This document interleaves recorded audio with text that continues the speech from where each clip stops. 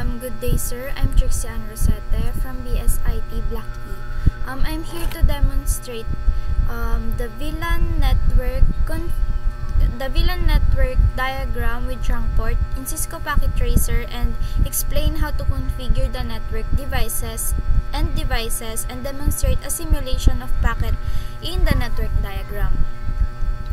First, sir, maglalagay po tayo ng title dito sa may gilid.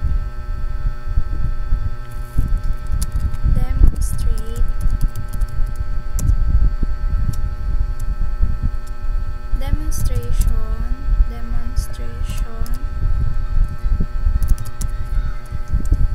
with trunk port.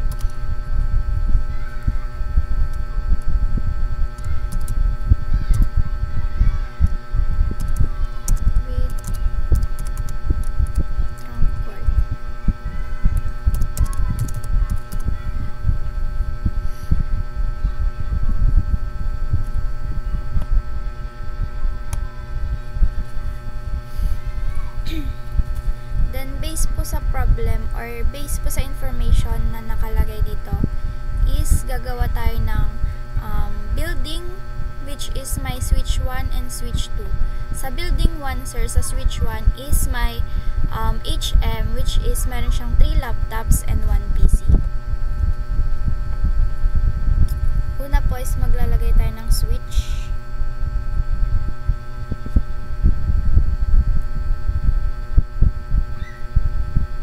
Po yung switch 1. Then, pwede natin siyang rename ng S1. Then, maglagay pa tayo ng isang switch dito.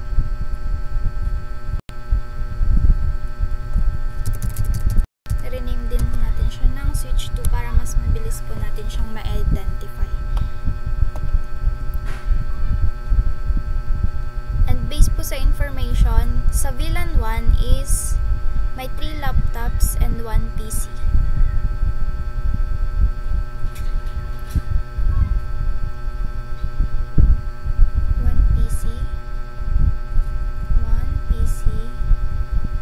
Then 3 laptops. 1,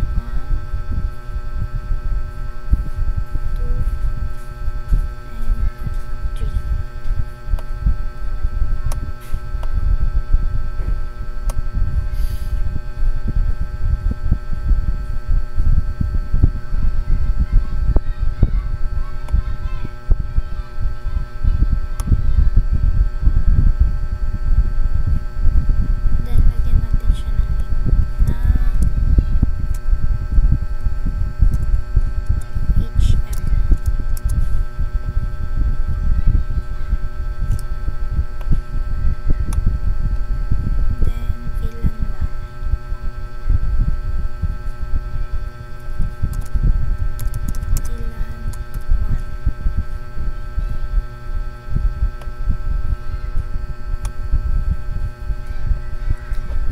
Sir, is the CIT which is meron siyang 7 laptops.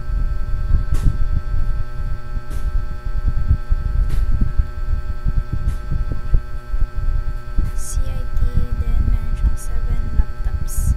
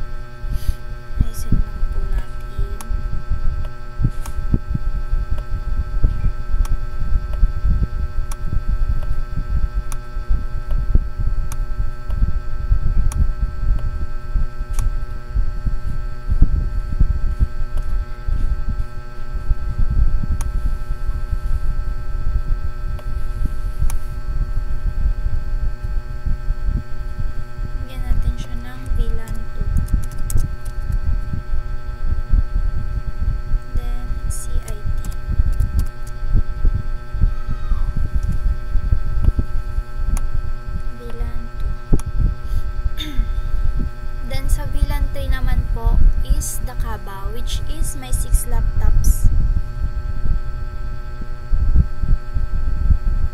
One,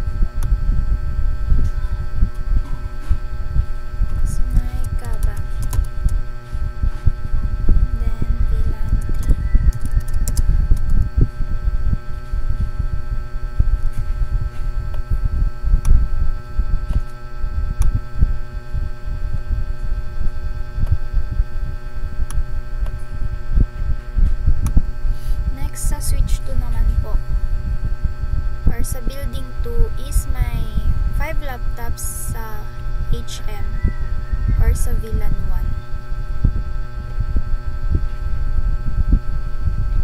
5 laptops. 1,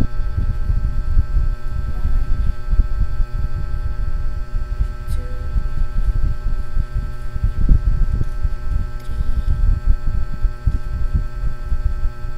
4, and 5.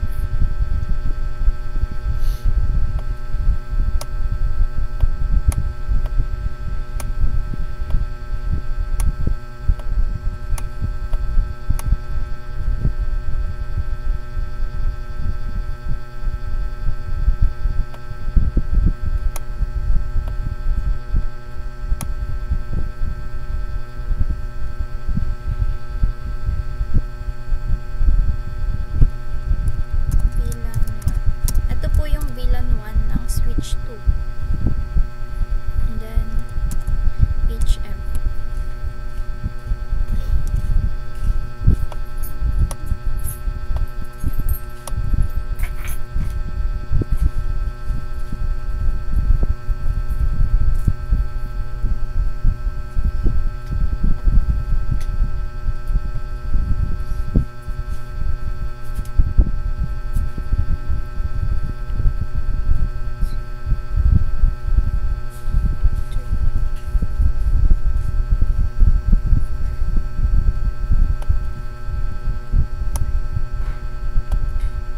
Six,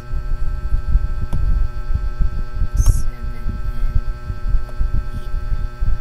Dito naman sir is sa may switch 2 CIT may 8 laptops. Ito naman po is yung VLAN 2 ng switch 2.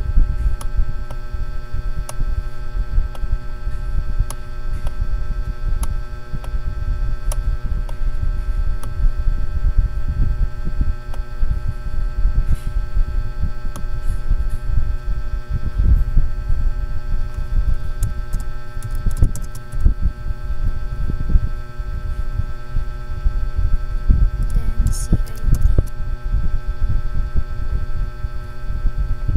The next sir is the VLAN 3 ng switch 2 which is the Kaba. May 4 laptops.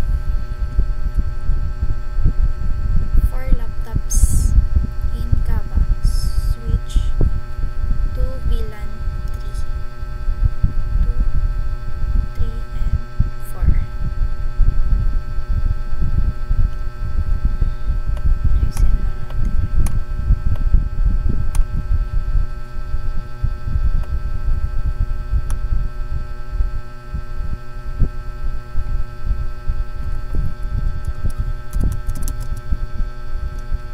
Then VLAN 3.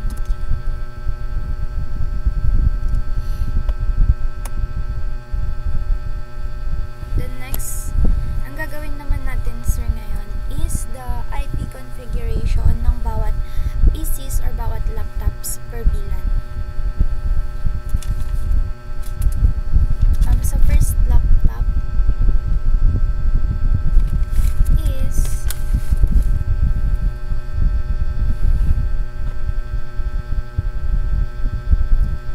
sa first laptop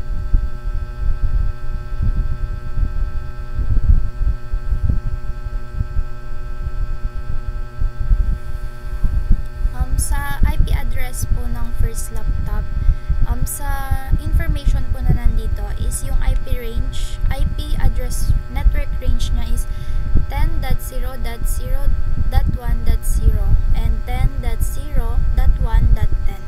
So ang ilalagay po natin sa first laptop natin is 10.0.1.0. Then mag-automatically fill na po yung subnet mask niya.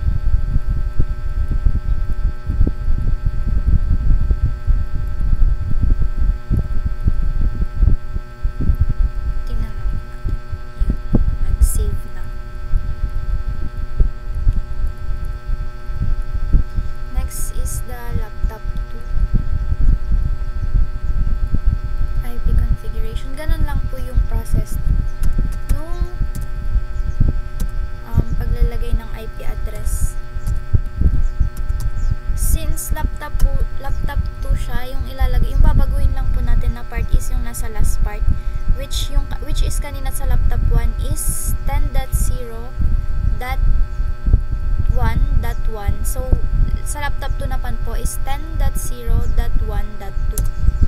Mag-automatically ulit yung subnet mask.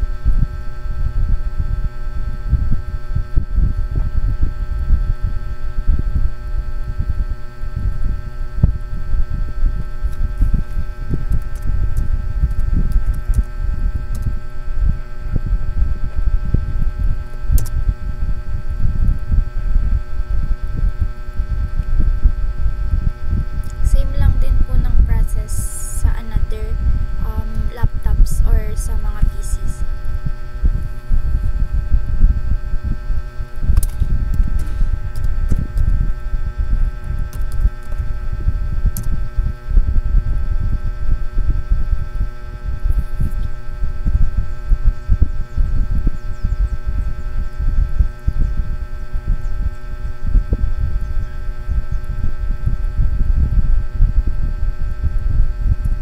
Sa may CIT naman po or sa VLAN 1 or building 1, sa VLAN 1 ay VLAN 2 is ang IP address na naka-assign po is 172.16.0.1.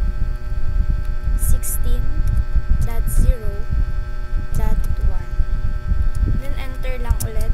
Same process sa VLAN 1.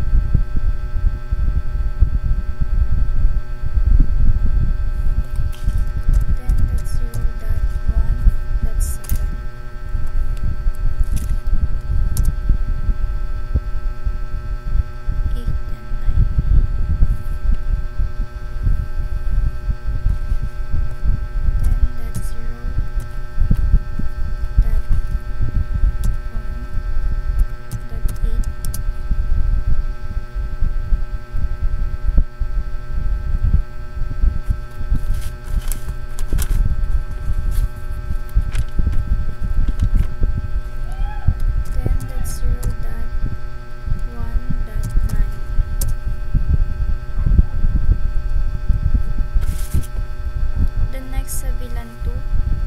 Ang naka-assign po na IP address niya is 172.16.0.8.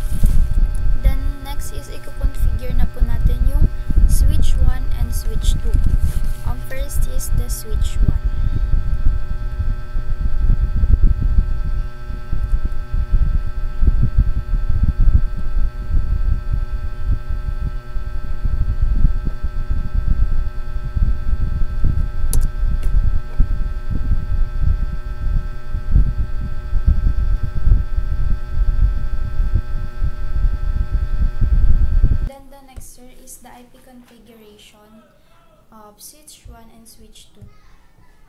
First po is pindutin lang natin yung switch 1.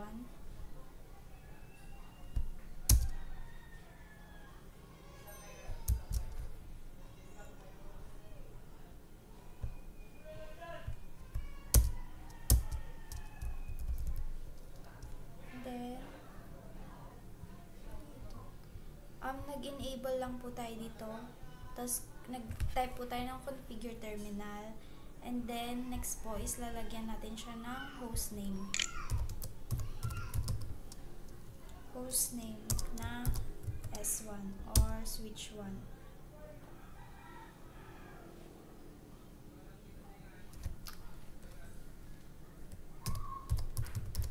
Configure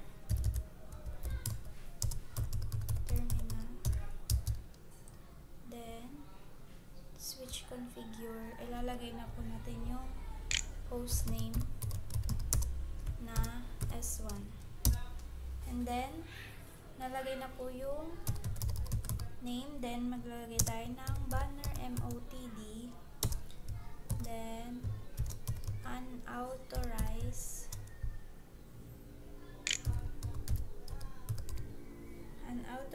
access is strictly prohibited.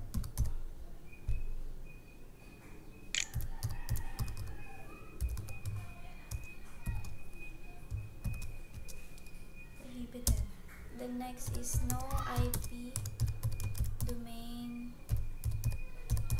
lookup. Then enable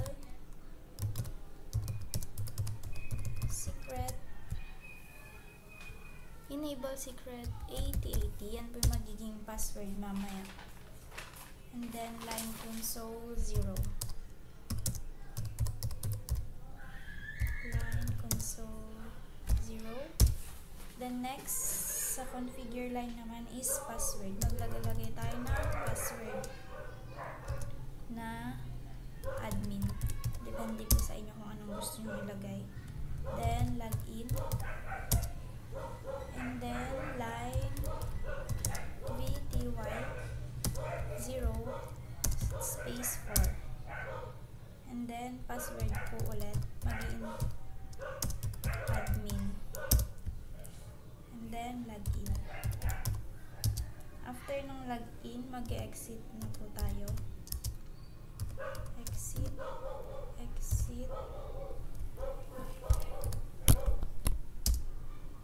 Then exit. Then i-input po natin yung password kanina. And then mag-i-enable natin yung switch 1.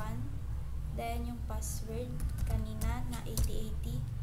And then enable po ulit. And then ilalagay natin yung interface na fast ethernet 0/23. Yun yung gagamitin natin connection mamaya. Configure pa pala. Sorry. Configure pa po pala bago yun. Configure terminal. And then, pag na-configure yun, ilalagay na natin yung interface na fast ethernet 0/23. Yun yung gagamitin natin connection mamaya. Then switch port mode trunk. The next is switch port ulit. Switch port trunk. I-allow po natin yung nilagay natin kanina. Trunk allowed. Into VLAN 1 to 99. Then exit na tayo. Exit. Then exit. Then ayun, tapos na po. Lagay ulit natin yung password. Yan. The next is i-configure naman natin yung switch 2. Ganun po ulit yung process. Same lang.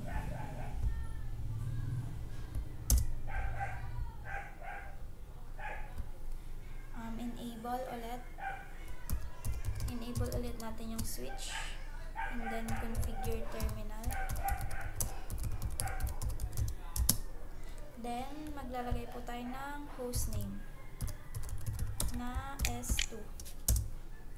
And then ganun ulit, banner MOTD hashtag unauthorized.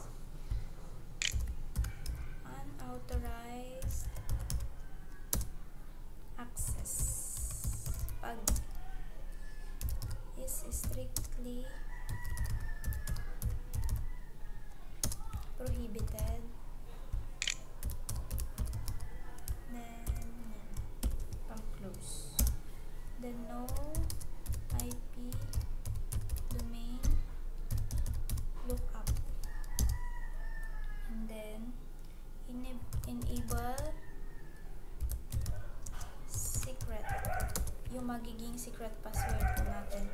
8080 din. Parang sa kanina din. Para hindi daling makalimutan. Then line console 0. Then maglalagay ulit tayo ng password na admin. Then login. And then line bty 04.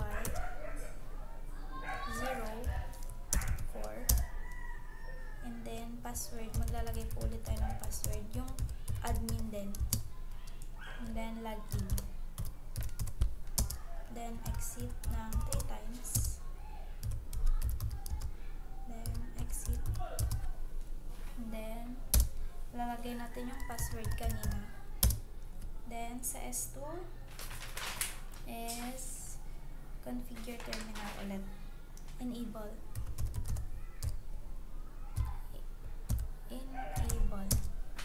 Then yung password na 8080.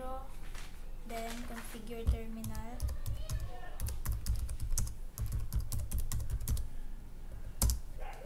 Then na-configure na is ilalagay ulit natin yung interface na fast ethernet 0/23 for the connections mamaya.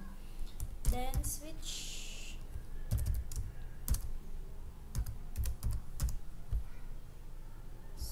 port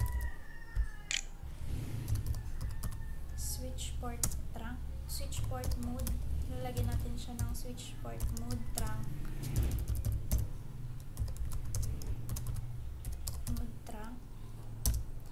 And then switch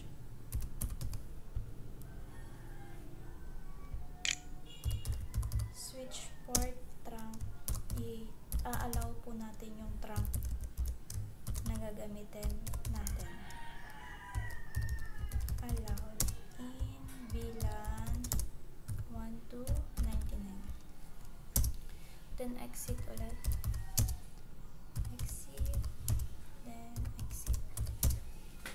Then yung password kanina ulit na admin. Then sa S2 enable. Then password na 8080. Ibig sabihin po niyan is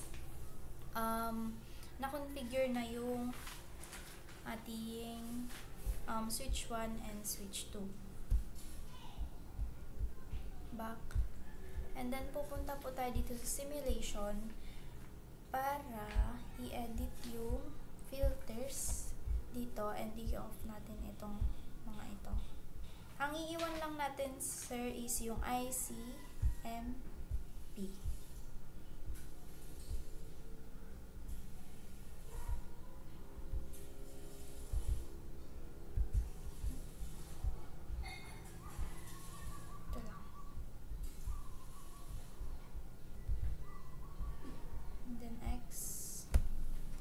Then, pag natapos natin yan is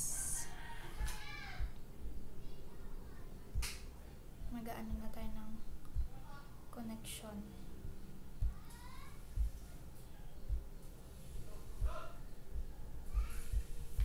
Yan.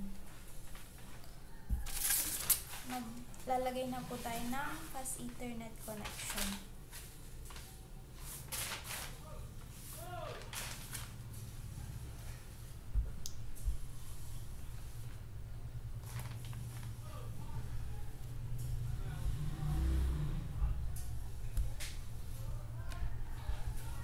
Gagamitin natin is the copper straight throw.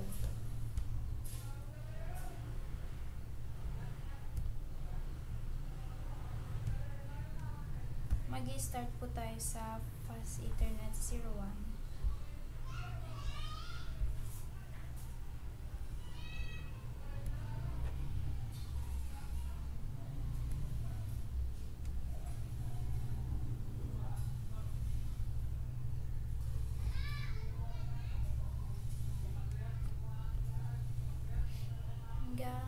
Fast ethernet 04. Yun po yung i-assign natin dito sa my VLAN 1. The next is the VLAN 2. Yun din po yung gagamitin natin connection.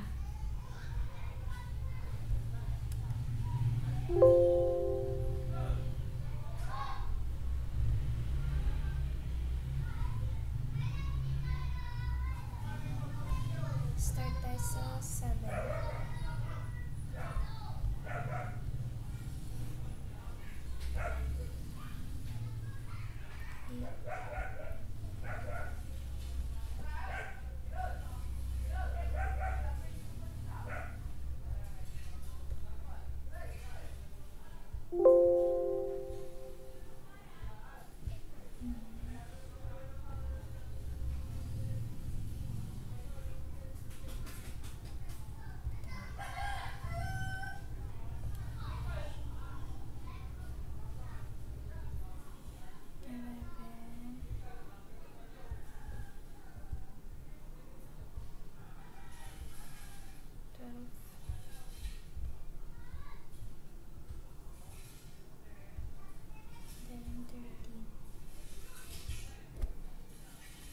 Then sa VLAN 3 naman sir, ganun din yung connection na gagamitin natin.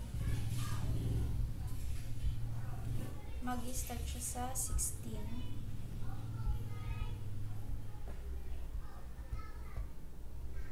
17.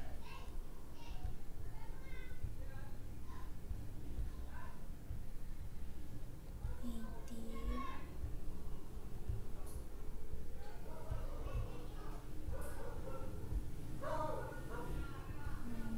21.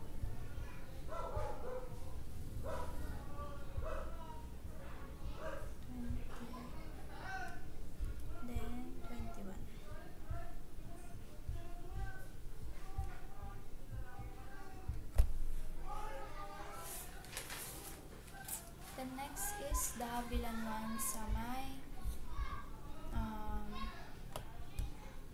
dito sa may switch 2. Ganun pa rin po mag-i-start yung connection na sa may 0 ulit. 01.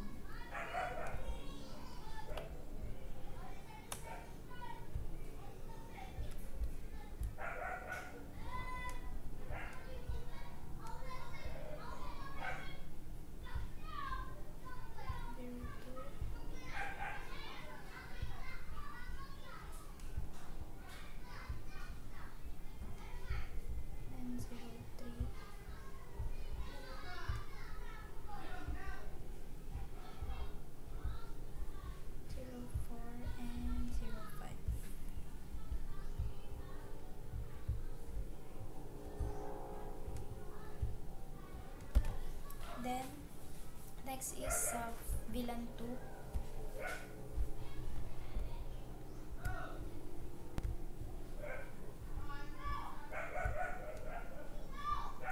Is my 7 siya mag-start.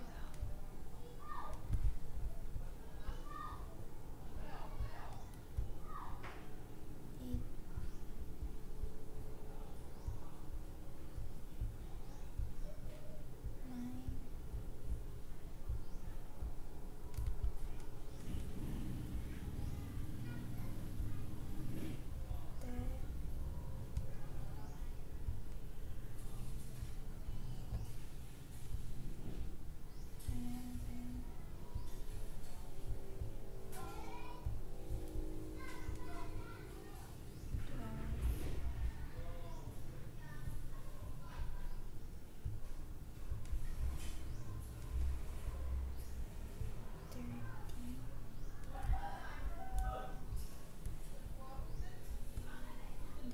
30. Then, next is the VLAN 3. Ganon din po yung connections na gagamitin natin.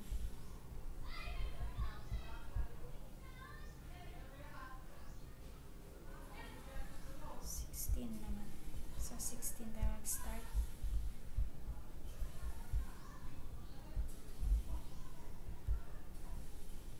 Then, 17.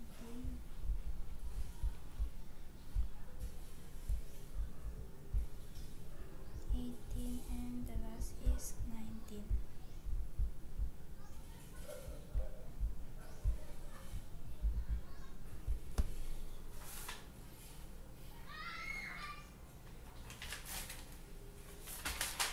Then, the next sir is, i-connect na natin yung switch 1 to switch 2. Ang gagamitin nating wire is the copper crossover. Tapos, ang ilalagay po natin is yung fast Ethernet 0/23. Yun po yung nilagay natin kanina sa pagko-configure dun sa IP configuration ng switch 1 and switch 2.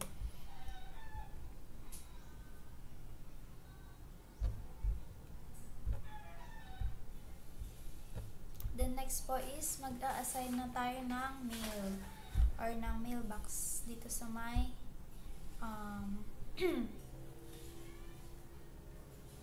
sa may VLAN 1 PC1. Then dito mag-ano siya sa laptop 1. Then laptop 17 into laptop 3.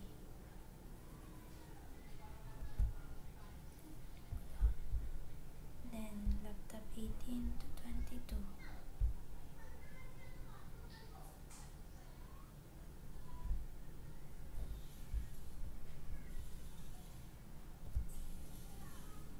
Laptop 18 to 22. And then laptop 2 to laptop 1.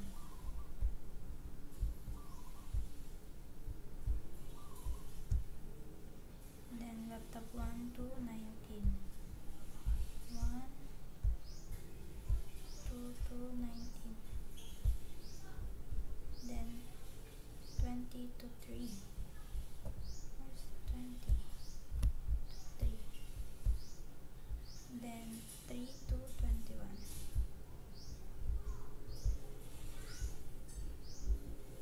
Into 21. Then PC into 19 to 1 to 19. Then 19 to 21.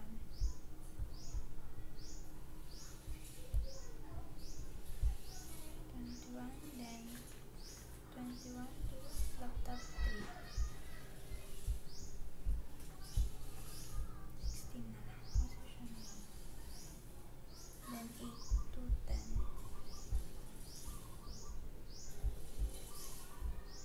Laptop 8 into 10. Then 10 to 7.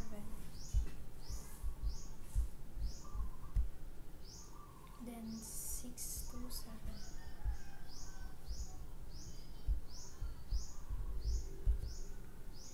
Then laptop 9 into laptop 5.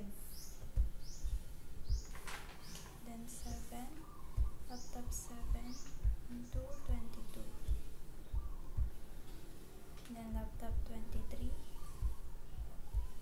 to laptop 24. Then 24, laptop 24 into laptop 25. Then 22, laptop 22 into laptop 5.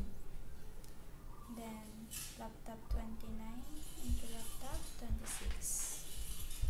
Laptop 29 into laptop 26. And then laptop 27. Where's the 27? Into laptop 26. Then laptop 28 into laptop 9. Ano kasi nasa laptop 5 na lang. Then laptop 4. This laptop 4 into 26. And then laptop 26 into laptop 5. Ito sir is magta-transfer po yung message niya. 5 into 23, 25. And then 25 into 27. Yan naman. So dito na. 30. Then 11, laptop 11 into 12. Then laptop 13 into 14. Then laptop 15 into 16.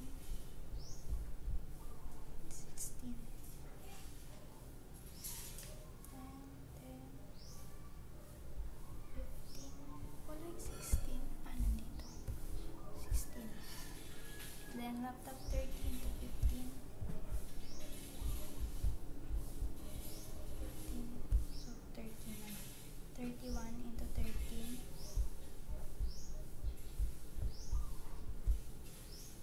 Then 32 into 11.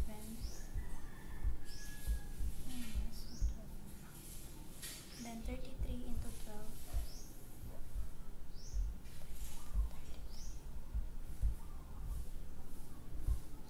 Then 12 into 16 or 13 into 16. Then 14 into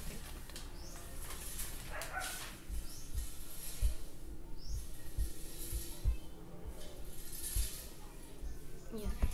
Then, nalagyan na natin siya, sir, lahat. Then, play. Pag nag-transfer po yung message is, ibig sabihin, magiging successful yung IP configuration natin kanina.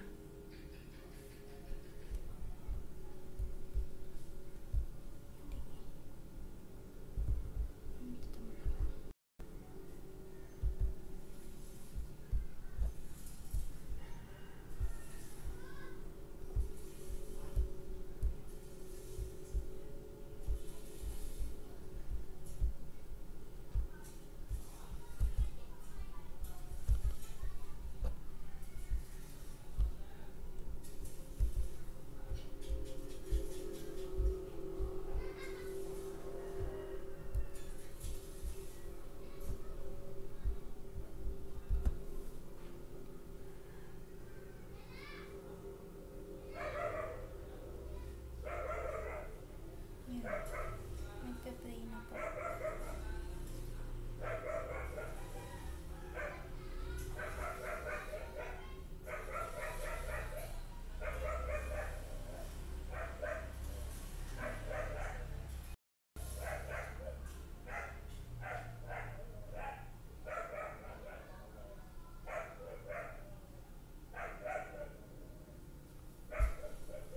Makikita po dito kung saan yung mga successful transfers ng email.